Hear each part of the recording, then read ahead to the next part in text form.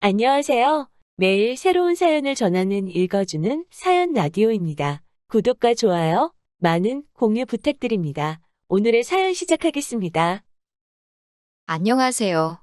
못다한 효도의 꿈을 저를 통해 이루려던 머저리 같은 남편과 헤어진 30대 여자입니다.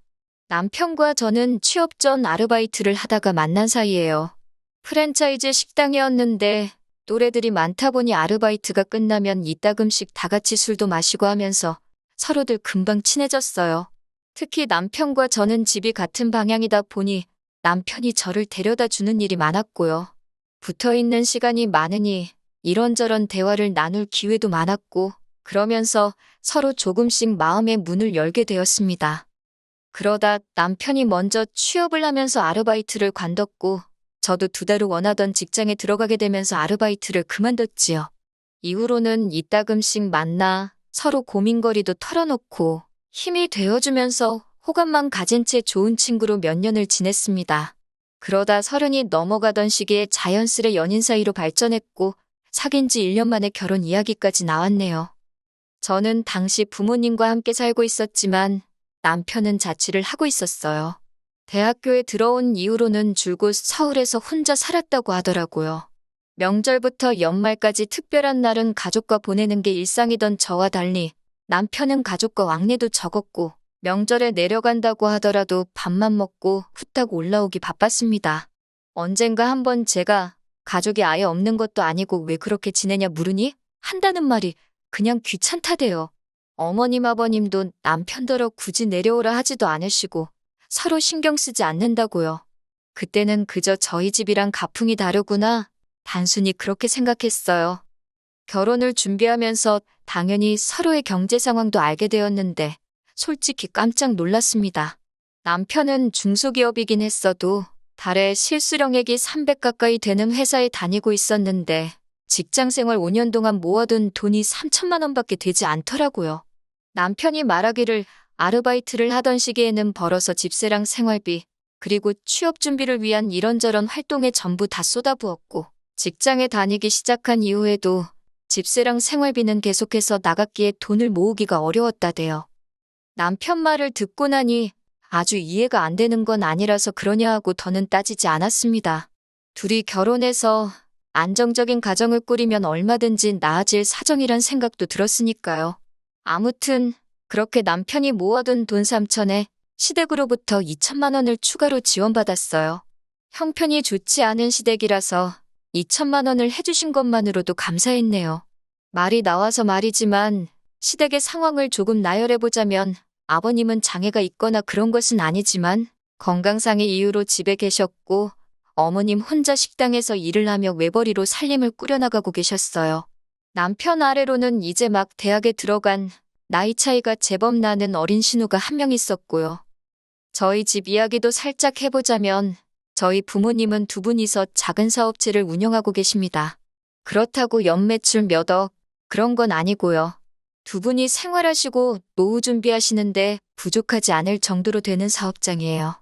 저희 부모님은 저 결혼한다고 8천만 원 지원해 주셨습니다.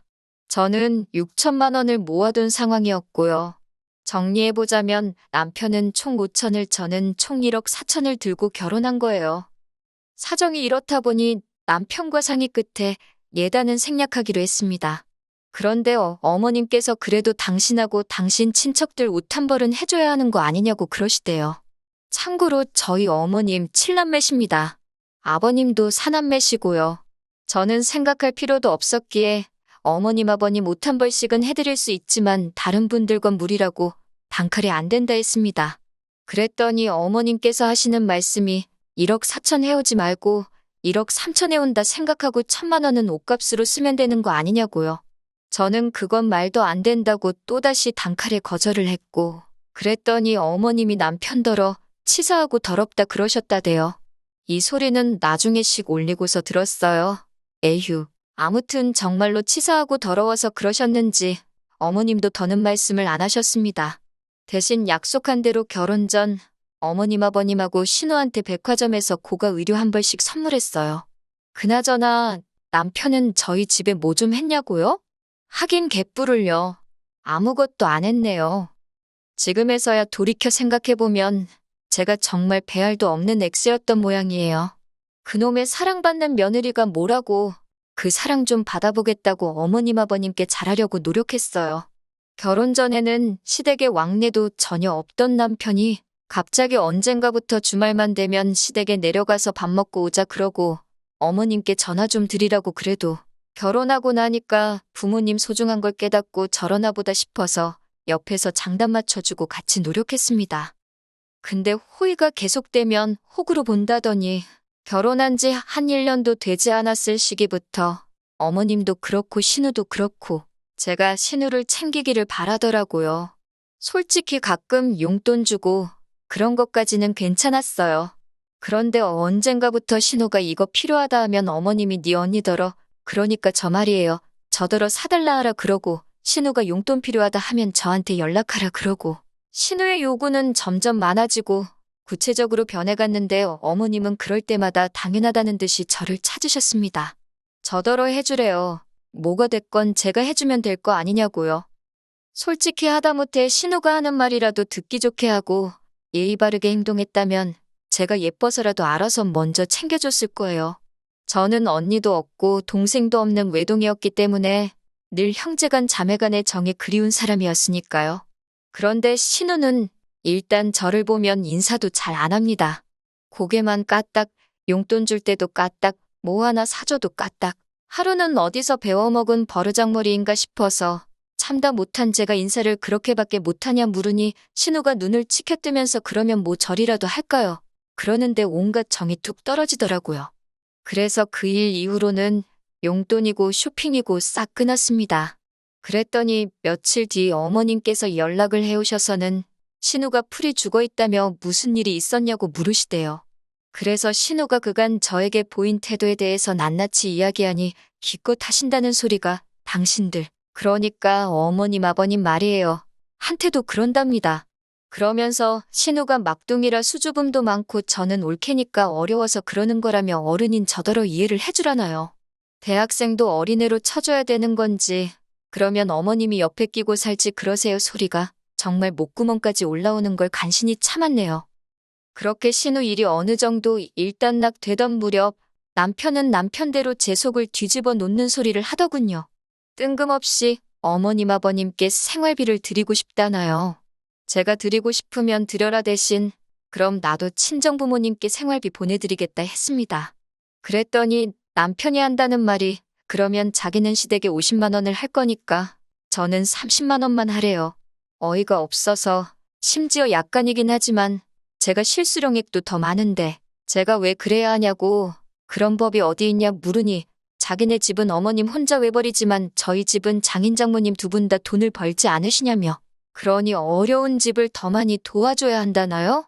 솔직히 저는 아버님이 진짜 어디가 안 좋아서 일을 안 하신다고 생각하지 않아요. 제가 앞에선 건강상의 이유라고 했지만 사실 막상 병원에 모시고 가면 의사들이 하나같이 신체에는 아무 이상이 없다 합니다. 그런데도 아버님은 다 돌팔이들이라며 당신은 여기도 저기도 안 아픈 데가 없다고 어찌나 앓는 소리를 하시는지 그래도 약주 드시고 담배 피시고 당신 하고 싶은 건 다 하세요.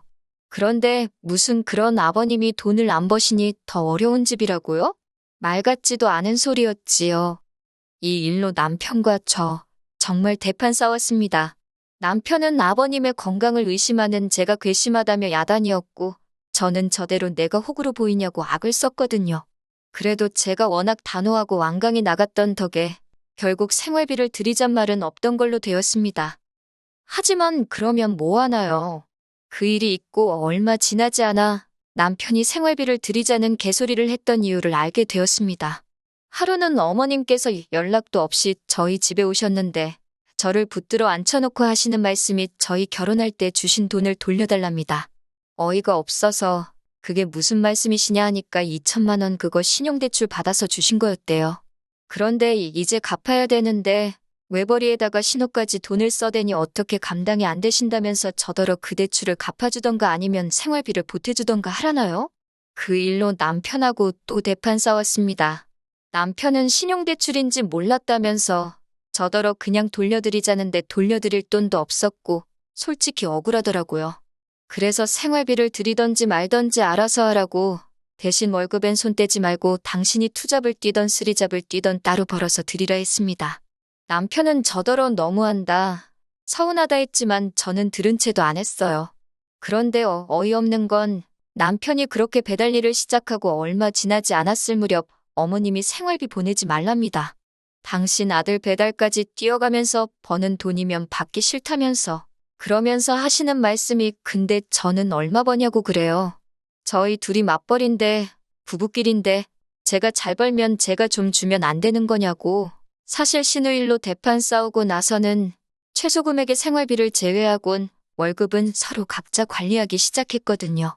한마디로 어머님은 그 신용대출인지 뭔지 받으신 2천을 제 주머니에서 꺼내가고 싶으셨던 모양이 돼요. 아무튼 제 대답은 안 됩니다였어요. 어머님이 보태주셨다는 그 2천만 원, 이 집 얻는 데다 썼는데 어머님 아들인 남편이 그 2천만 원 이상 누리고 살고 있으니 받으셔야 되면 그쪽에다 이야기하시라고요. 그리고 얼마 후 남편과 제가 끝끝내 이혼하게 된 결정적인 사건이 있었습니다.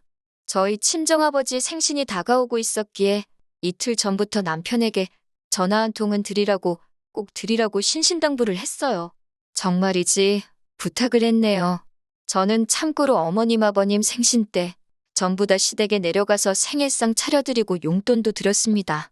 하지만 남편한테 저랑 똑같이 하라고 그런 건 바라지도 않았고 전화만 한 통 드리라고 했어요. 사실 친정 부모님께선 아직도 저희 남편을 많이 어려워하시거든요. 자주 보지도 않지. 그렇다고 뭐 연락을 자주 하는 것도 아니지. 그래서 제가 정말 부탁을 했습니다. 그런데 이 인간이 끝끝내 안 하더라고요. 그러면서 한다는 말이 어차피 주말에 처갓집에 간다 하지 않았냐. 그때 하면 되지 저더러 유난이라나요? 그런데 그날따라 왜 그렇게 그 말이 서럽게 들리던지. 어머님 아버님은 생일은 당일에 챙겨야 한다며 다음날 출근해야 하는 저를 퇴근하자마자 오라해서 음식 차리게 하고 얼마나 힘들게 하셨는데 저희 친정은 사위 힘들다고 그나마도 주말에 오라고 힘들면 다음에 와도 된다고 하셨거든요. 순간 이뿐만이 아니라 별의별 게 다 기억이 나고 비교가 되면서 막 끓어오르는 분노를 참을 수가 없었습니다. 그래서 남편더러 너는 손가락이 부러졌냐고 그깟 전화 한 통 드리는 게 그렇게 일이라서 사람을 서운하게 하냐고 소리를 질렀습니다. 그랬더니 한다는 말이 자긴 못한대요. 그냥 무조건 못한답니다. 열받아서 나가라고 했더니 지도 씩씩거리면서 나가대요. 그리고 한 몇 시간이나 흘러서 남편이 집에 들어왔어요. 저야 당연히 열받았으니 아는 척도 안 했지요. 그런데 자기가 뭘 잘했다고 남편도 저를 아는 척도 안 하더라고요. 그렇게 농담이 아니라 열흘 가까이를 서로 말 한마디 안 하고 지냈습니다. 처음 이틀은 어이도 없고 화도 나고 서운도 하고 별 감정이 다 들었는데 그것도 날짜가 길어지니까 오히려 편하더라고요. 돌이켜 생각해보니 이미 결혼 생활에 회의감을 느끼고 있었던 것 같아요. 그런 와중에 어머님께서 서울 사는 이모님 보러 왔다가 들렸다며 저희 집에 오셨습니다. 하지만 눈치가 보아하니 이미 남편과 제 사이에 있었던 일을 알고 계신 것 같더라고요. 저더러 이야기 좀 하자 하시더니 기껏 하신다는 소리가 장인장모한테 잘하고 말고 그런 건 제가 강요를 하면 안 된답니다. 평생 남남으로 살았는데 얼마나 불편하겠냐면서 잘해라 어째라 그런 거 강요하는 게 아니래요. 그리고 남자는 원래 누가 뭐 하라고 시키면 더 엇나가게 되어 있다면서 시간을 주라 하시질 않나? 남자는 원래 어르고 달래야 하는 존재니까 잘한다 잘한다 칭찬해주고 항상 고맙다 하면 자기가 알아서 더 잘하려 들거라질 않나. 듣는데 어찌나 황당하던지 저도 모르게 어머님더러 제가 지금 남편하고 살지 애 키우는 거 아니지 않냐고 물었습니다. 성인 2명이 사는데 누가 누굴 어르고 달래느냐고요. 그러면서 어머님 말씀대로면 저도 어머님 아버님은 물론이고 신우도 너무 불편하다고 그랬어요. 저한테 잘하기를 늘 강요하시던 분이 어머님 아니시냐고. 그런데 어머님이 그런 말씀을 하시니까 황당하다고도 했지요. 그랬더니 어머님이 저더러 무슨 말을 그렇게 하냐면서 결국 어머님이 계신 자리에서 남편더러 친정아버지한테 생신 축하드린다고 전화 한 통 해달라는 게 내가 어머님한테 이런 소리까지 들을 이야기냐고 따졌습니다. 부부 사이에 서운한 일이 있었으면 나랑 풀어야지. 그걸 어머님께 쪼르르 이야기하느냐고 쪼다 같은 자식이라고도 했네요. 그러면서 남편더러 네가 나한테 해준 게 뭐가 있냐고 따지다가 그냥 나가라고 했습니다. 너 들고 온 5천에서 네 여동생이 뜯어간 돈부터 시작해서 네가 처먹고 쓰는데 들어간 돈 다 계산해서 까면 한 3천이나 되겠냐고. 그리고 네가 내 차는 또 얼마나 끌고 다녔냐고. 내가 남은 돈은 알아서 돌려줄 테니 어머님 빚이나 갚아드리라 했어요. 그제서야 남편은 제가 농담이 아니라는 걸 눈치챘는지 저더러 진정하라며 자기가 잘못했다고 하는데 그 꼴도 보기가 싫더라고요. 어머님도 당신은 그런 뜻이 아니었다며 마음을 가라앉히라는데 그 소리도 듣기 싫고 그래서 다 나가달라고 했어요. 내 집이라고 나 좀 내버려두라고요. 혼인신고 안 되어 있는 게 어찌나 다행이다 싶던지. 너 같은 놈한테 들인 시간과 공이 아까워서 억장이 무너지지만 그래도 더는 이렇게 못 살겠다 하곤 완전히 이별을 고했네요. 솔직히 지금도 후련하다기보다는 찝찝해요. 혼인신고만 안 되어 있지. 절 아는 사람들은 어차피 다 저를 이혼녀로 볼 테니까 그것도 화가 나고 계속해서 미안하다고 연락해대는 남편도 재수없고 남자가 원래 철이 없다는 헛소리나 하시는 어머님께는 그러니 아버님이 그따위로 사시는 거라 쏘아붙이고 싶어요. 그래도 차마 저희 친정부모님 얼굴에 먹칠할까 싶어 마지막 말만큼은 안 하고 누르고 또 누르는 중이네요. 하루빨리 후를 털어버릴 수 있으면 좋겠습니다. 긴 이야기 들어주셔서 감사합니다. 오늘의 사연은 여기까지입니다. 구독과 좋아요, 알람 설정해주시면 앞으로 더 좋은 사연으로 찾아오겠습니다. 감사합니다.